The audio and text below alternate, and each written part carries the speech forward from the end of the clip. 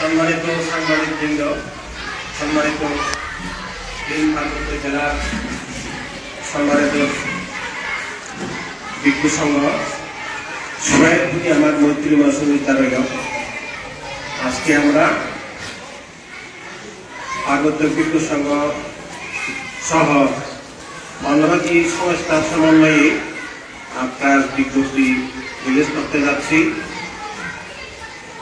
বিজ্ঞপ্তি: পার্বত্য চট্টগ্রামে বিদ্যমান পরিস্থিতি ও নিরাপত্তাহীনতার কারণে বৌদ্ধ সম্প্রদায়ের প্রতিষ্ঠিত দাবানুষ্ঠান উদযাপন না করার সিদ্ধান্ত 6 অক্টোবর 2024 খ্রিস্টাব্দ। সমগ্র পার্বত্য চট্টগ্রামের বৌদ্ধ সমাজ ও ভিক্ষু সংঘের পক্ষ থেকে পার্বত্যবাসী সহ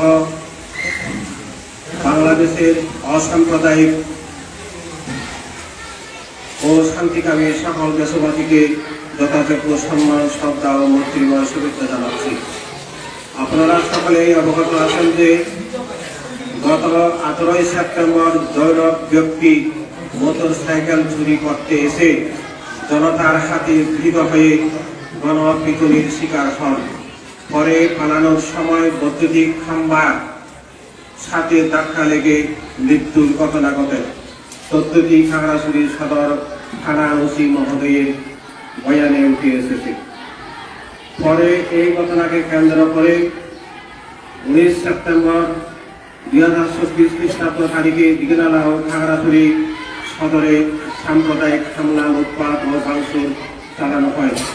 সেদিন রাতে নিরাপত্তা বাহিনীর গুলিতে ধনঞ্জয় চাকমা, জুলন চাকমা, রুবেল ত্রিপুরা সহ 3 জন নিহত ও 14 শতাধিক ব্যক্তি আহত হয়। শতাধিক দোকানপাট ভাঙচুর, লুটপাট ও অগ্নিসংযোগ করা হয়। এর পরের দিন অর্থাৎ 20 সেপ্টেম্বর উক্ত ঘটনার প্রতিবাদে সংঘাত ও বৈষম্য বিরোধী পাহাড়ি ছাত্র আন্দোলন ব্যানারে রাঙ্গামাটি শহরে মিছিল করা হয়। ওই মিছিলের উপর সাম্প্রদায়িক দুর্বৃত্তরা ইট পাটকেল নিক্ষেপ করলে দুর্বৃত্তের সাথে মিছিলকারীদের সংঘর্ষ বাধে।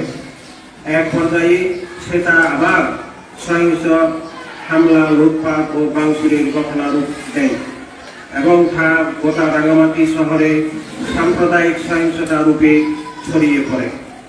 সাম্প্রদায়িক দুর্বৃত্তরা রাঙ্গামাটির পাহাড়ি আদিবাসীদের বিভিন্ন ব্যবসা প্রতিষ্ঠান, দোকানপাট ও ঘর বাড়িতে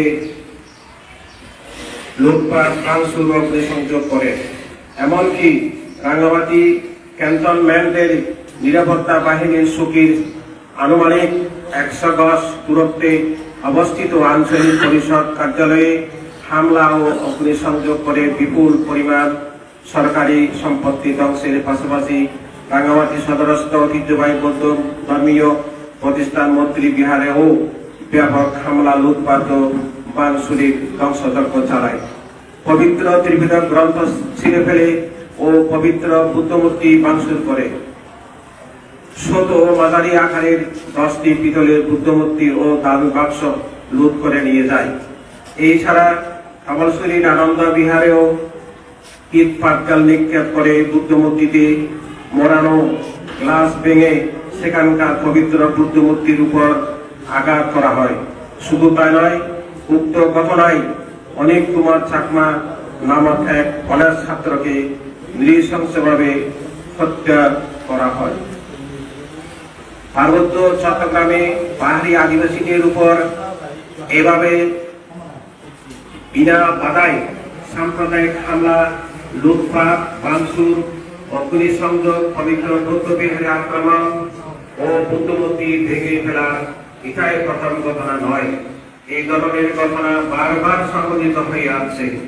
এইসব ঘটনায় ভুক্তভোগীদের অভিযোগে অধিকাংশই ক্ষেত্রে আইন শৃঙ্খলা রক্ষাকারী নিরাপত্তা বাহিনীর প্রত্যক্ষ ও পরোক্ষ সহযোগিতায় এইসব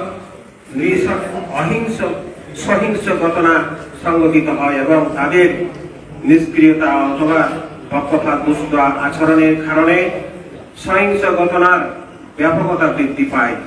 তারা জানমালের রক্ষা করার পরিবর্তে পাহাড়ি আদিবাসীদের দোকানপাট, ব্যবসা প্রতিষ্ঠান ও ঘরবাড়ির উপর হামলা চালাতে সহযোগিতা করে অথবা নিষ্ক্রিয় দর্শকের ভূমিকা পালন করে বলে যা বারবার অভিযোগ রয়েছে। ফলে তুলনামূলক বিচারে প্রতিবারই পাহাড়ি আদিবাসীরাই সবচেয়ে বেশি ক্ষতিগ্রস্ত হয়। উপরে উল্লেখিত খাগড়াছড়ি ও রাঙ্গামাটিতে সংঘটিত সাম্প্রদায়িক ঘটনার র্যাশ কাঁপতেই 1 অক্টোবর 2024 খ্রিস্টাব্দ তারিখে খাগড়াছড়ি টেকনিক্যাল স্কুল অ্যান্ড কলেজে জনক শিক্ষক সোহেল রানা কর্তৃক 7ম শ্রেণীর এক আদিবাসী ছাত্রী ধর্ষণের অভিযোগ করা হয়। অভিযুক্ত জনক শিক্ষককে উত্তেজিত জনতার গণপিটুনি দেয়। পরে হাসপাতালে নিলে কর্তব্যরত চিকিৎসক তাকে মৃত ঘোষণা করেন। এখানে উল্লেখ্য যে আমরা বিদ্যুৎ বিচার বহির্ভূত হত্যা বা মম কিলিং সহ যাবতীয় হত্যাকাণ্ডকে কখনো সমর্থন করি না। উক্ত দর্শনের ঘটনাকে কেন্দ্র করে আবারও আদিবাসীদের উপর সাম্প্রদায়িক হামলা চালানো হয়। পরিস্থিতি নিয়ন্ত্রণে আনতে স্থানীয় প্রশাসন সেদিন 144 ধারা জারি করে। 144 ধারা জারি থাকা অবস্থায় ও বেছে বেছে পাহাড়ি আদিবাসীদের বিভিন্ন ব্যবসায়িক প্রতিষ্ঠানে হামলা, লুটপাট, ভাঙচুর ও অগ্নিসংযোগ করা হয়। প্রত্যক্ষদর্শী স্থানীয়দের অভিযোগ, আইন শৃঙ্খলা রক্ষাকারী বাহিনীর উপস্থিতিতেই এইসব হামলা, লুটপাট, ভাঙচুর ও অগ্নি সন্ত্রাস চালানো হয়েছে। কারা এইসব ঘটনা ঘটিয়েছে সেটা স্থানীয় প্রশাসনের জানা থাকার কথা।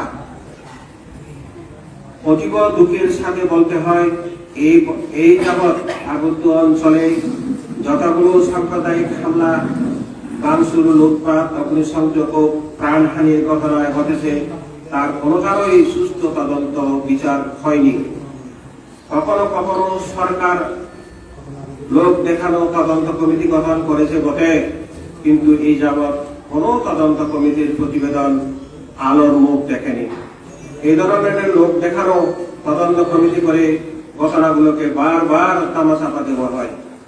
পাহাড়ের চলমান সহিংসতা এবং সহিংসতা থামানোর লক্ষ্যে প্রশাসনের তরফ থেকে কার্যকর ও দৃশ্যমান কোনো উদ্যোগ না দেখা এবং আইন শৃঙ্খলার চরম অব্যবস্থাপনা ও অবনতি থেকে আমরা সমগ্র পার্বত্য চট্টগ্রামের বৌদ্ধ সমাজ ও ভিক্ষু সংঘ বর্তমানে খুবই উদ্বিগ্ন ও শঙ্কিত হওয়ায় চরম নিরাপত্তাহীনতা এবং প্রশাসনের উপর আস্থাহীনতা বোধ করছি।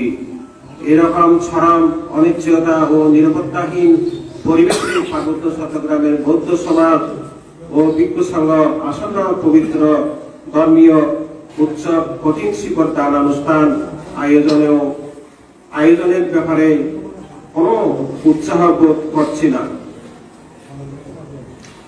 এই অবস্থায় সার্বিক পরিস্থিতি বিবেচনায় নিয়ে শ্রদ্ধাবান দায়িকা ও পূজনীয় ভিক্ষু সংঘের মধ্যে আলোচনা ক্রমে চলতি বছর কঠিন শিকড় দান অনুষ্ঠান না করার সর্বসম্মত সিদ্ধান্ত গ্রহণ করতে বাধ্য হয়েছি।